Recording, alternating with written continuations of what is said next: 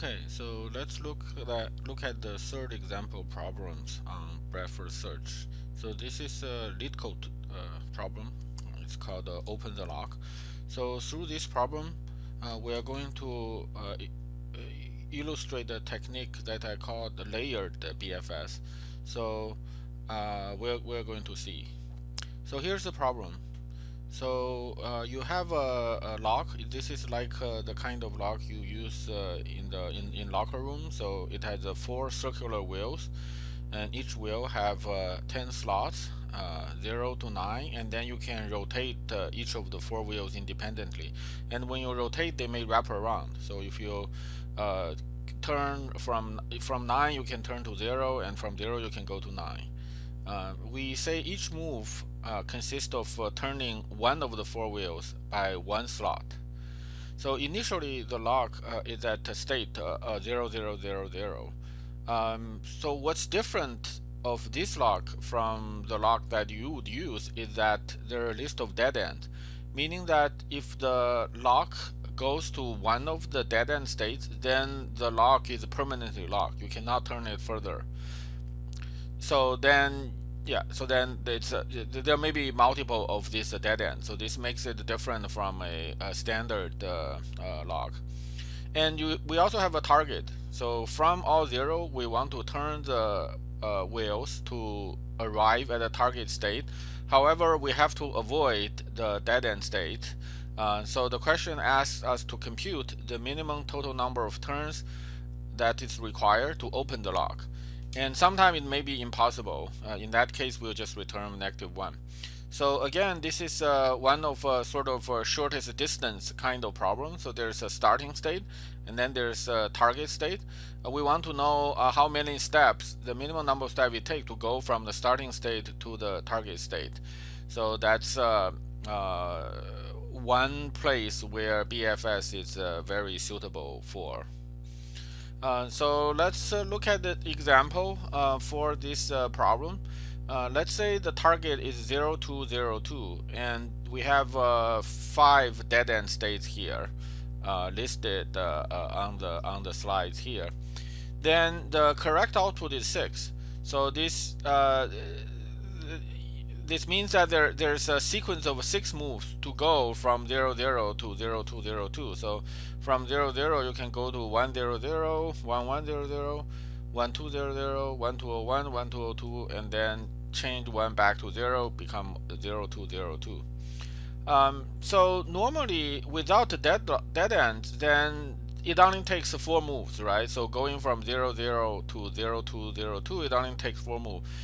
We just change 0 to 1, this 0 to 1 and then to 2, and then that 0 to 1 then to 2. However, any sequence like that will be blocked. So for example, if we go from 0, 0 to 0, 0, 1 to 0, 0, 2, and then at that time, if we change this 0 to 1, that is a dead end state. So essentially, we have, I think we have these 3 dead end states: 0, 2, 0, 1, this dead end, 0, 1, 0, 1, and 0, 1, 0, 2. So these prevented us from going directly from 0, 0 to 0, 2, 0, 2 in 4 steps. So the only way to do it is we have to change one of the other two into something that's not 0.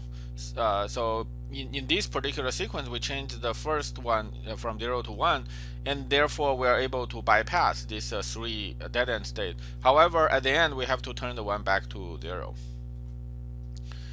So one question I want you to think about is from 0, 0, in fact, from any state, if in one step, how many possible states you can go to? So by one move.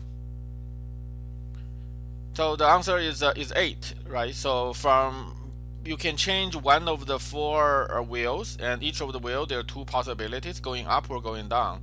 So there are 8 possibilities. So when we are doing the search, we'll be sort of enumerating through those 8 possible moves.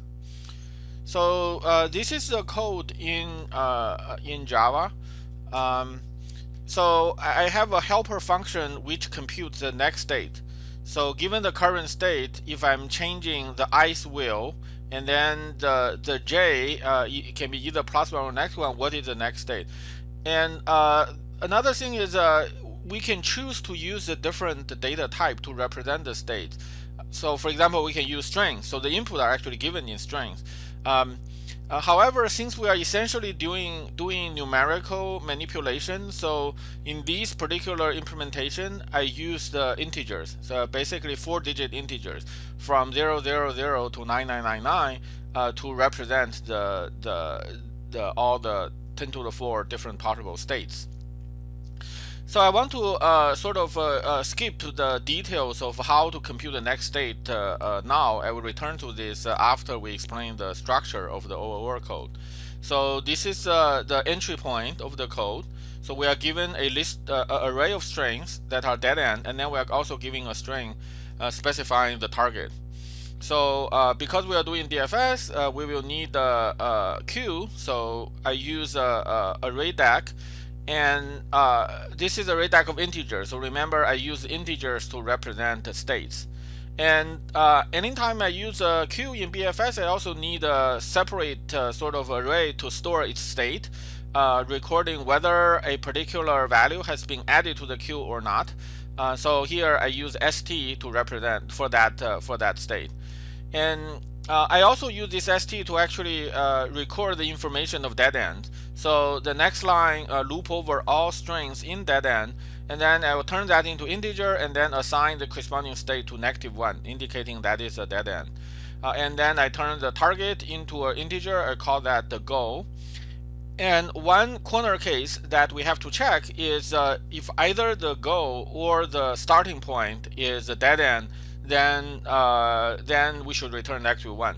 I guess in fact they can have even a corner case to this corner case, which is the goal is the same as the starting state, in which case I guess you should return 0, but they don't have test case for that, so this code passes. Okay, so after handling this corner case, it's the BFS code. So some part of this should look familiar by this point. So for example, I will add 0, the starting state, to the queue. At the same time, I will update the corresponding state to be 1. So essentially, this array st can take 3 possible values. -1 means it's a dead end, 0 means it has not been visited, and 1 means it has been visited. In this particular implementation, I use a variable layer, and this layer will represent the number of steps it takes to reach each state, the minimum number of steps to reach each state. So you can view I'm sort of dividing the set of all states into layers. Layer 1 are all the states that can be reached by a single move. Layer 2 consists of all the states that can be moved by 2 steps, and so on. So in this loop, when the queue is not empty, the first thing I do is I increment layer, because right now whatever node I'm encountering, they belong to the current layer. So for example, when I first start, they belong to layer 1. They can be reached by a single state. So one thing that's sort of different from the BFS code that we look at for the 2 earlier example problem is this for loop. So inside here, I'm saying I'm going to extract some number of element from the queue, and in fact, I'm extracting the number of elements I'm extracting is exactly the same as the number of elements currently in the queue. So remember, during this, I will be adding new things to the queue. However, here I decided at this point I take a snapshot. I look at how many elements in the queue. I will take all of them and I will process them first. So because those are the nodes that belong to the current layer, those are the nodes that I can reach in a single step. Okay, so well, I guess in fact actually there's a the node I'm extracting actually belong to layer -1, because at this point when I first enter here, the queue include a single item which is starting point, but the node that I'm adding to the queue belong to this layer. Okay, so inside the loop, this is similar to previous BFS code. I will extract the head from the queue, and then I will enumerate through all 8 possible states. So I loop through the 4 possible position for me to change the state, and J will take value either -1 or 1. So so note here, this is not J++, but J plus equal 1. So this will enumerate through the 8 different reachable states, and then these will get the integer number corresponding to each of the 8 reachable states. And the first thing I check is whether this is the goal state. If this is goal state, then I'm done. I have find out how many steps it takes to reach the goal state. I'll simply return the value of the layer variable. If it is not, then I check whether this state has been visited before, has been added to the queue and processed before. If not, then I will add it to the queue and then update the state. So remember, adding to the queue and updating state, they always go hand in hand. So then all the first time I execute this for loop, I will be generating all the states that are reachable from the starting state, all 0, and then I will be putting them into the queue. So they all have sort of distance 1 from the starting state. And when this loop is done, I will go back to here, and by this point the queue is not empty because I should have added some new states into the queue. And then I will be processing all the states in the queue at that point. And then all the new states that are added to the queue, they will have a distance 2, minimum distance 2 from the starting state. Okay, so here one question is this for loop. This is maybe slightly different from what typically one write for loop, because we have this k equals q dot side and then k minus minus. So the question is, can we change this to into k equals 0, k less than q dot size, and then k plus plus. So you may want to pause and think about this a little bit. So the answer is no. You cannot do this because the difference is here q dot size is called just once in the beginning of the loop. So whatever, however many elements are in the queue, we get that, and then we're just processing those elements.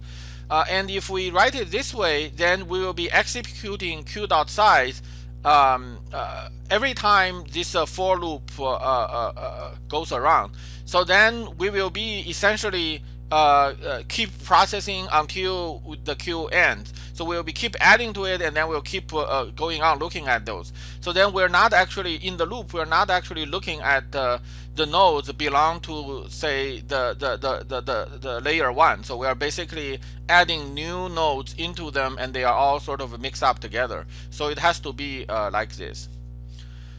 So now, going back to the previous slides, I want to explain how this get next code works. So X is the state that I'm moving from, and then I can take value 0, 1, 2, 3, indicate which of the digit I want to change, and J will be either +1 or -1, meaning which way I'm sort of turning that wheel. So the first thing I do is I get the digit corresponding to the i's position, and I do that by first divide X by the corresponding base value. So this is essentially, if I want to get, for example, the 10th digit, then I want to divide by 10 to get rid of the 1st digit, so that the 10th digit become the last digit in the number. And then I do a mod 10, so this give me that digit. So then normally what I need to do is I should, given the value X, if J is so depending I and J, so normally without considering this sort of going around, 0 can become 9, 9 can become 0, the last line sort of suffices. because if j is plus 1, then that means we will be either adding 1 or adding 10 or adding 100 or adding 1000 to the number depending on I. So the last line suffice. However, because of the things can roll around, we have to consider that. So if j is negative 1 and digit is 0, so that means instead of subtracting 1, we really need to plus 9. So that's why j will be assigned to 9. Similarly, if j is 1, meaning that we want to add 1 to that wheel, but the digit is already 9, so then when we add 1, it actually becomes 0. So that means we are the effect is subtract 9. So that's the logic behind these two lines. So this function will compute the next state. So yeah, so I want to emphasize that you should really know how to do this layer BFS, because it kind of makes the code a little bit simpler, because you don't need to keep track the distance of every node in the state. All you need to know is all you need to keep track of is whether a state has been reached or not. And then this distance is you can keep track of it using this separate variable. So this is the layer variable in the previous code. And when we do this, then we only need to remember whether the state has been reached. So because of that, the state array in this problem in the code can take only one of three values: negative 1 meaning that's a deadlock state, 0 means it has not been reached yet, and 1 means it has already been visited. And then inside the BFS loop, we have additional for loop which will go over all nodes in a certain layer. Okay.